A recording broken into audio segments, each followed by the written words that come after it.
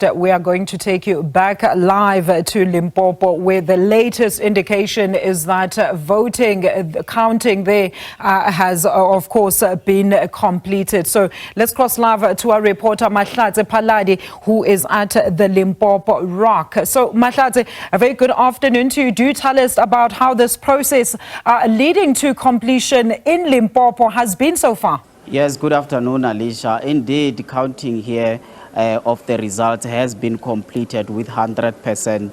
And Alicia, I can tell you at this moment, at least 1.4 million registered voters participated in this election here in the province. And I can tell you, Alicia, the numbers have come in, and as they always say, the numbers do not lie. And it's certainly the case here in Limpopo. The ANC winning with the outright majority of just over 73%, followed by the Economic Freedom Fighters and, of course, the Democratic Alliance, Freedom Front Plus, as well as the newly formed Umkhonto Wesizwe Party, just coming in fifth. Alicia, I am joined by the ANC PLC member here in Limpopo, Mem Makoma Makurupeja, just to reflect with her on the result. Mem Makoma Makurupeja, thank you very much for your time. The results are in. We know in the province, ANC were targeting 80%, and you got somewhere just around 73%. Your reflections on that? As the African National Congress in Limpopo, we are indeed very delighted, and we want to take this opportunity to thank the people of Limpopo who went all out to vote, where we got more than 1,060,000 voters that supported the African National Congress. Indeed, we planned for 80%, but we think with the 73%, we have done very well. And we can assure the people of Limpopo that with all the commitments we've made, we'll never take their support for granted. We've made promises. We told them that we know the challenges that exist in the province.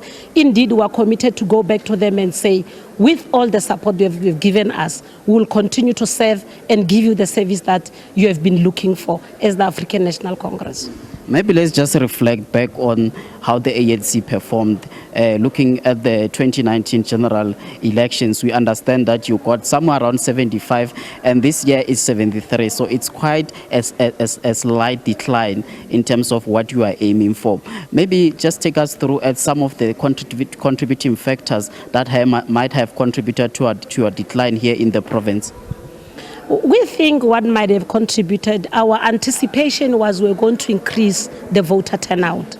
Yes, the voter turnout went up a little bit, but we're just worried in terms of many of our voters did not understand how Section 24A works, because most of them were not at the stations where they're supposed to vote, and they didn't know that when you are not at the station that you are supposed to vote at, you are supposed to apply in advance. I think that was one thing that our voters were not very well educated about, and we think in the future they will understand. Because last time, even when you are staying in Zanin and you are supposed to vote in Pulukwan, you did not have to apply. But this time, unfortunately, some of our voters could not vote because they did not comply with something like that.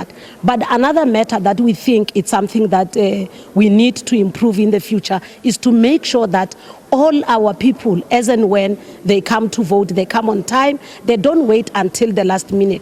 Some of the people left the stations because they thought the queues were taking too long. But we want to thank those that committed, waited at the queues until even when they voted in the early hours of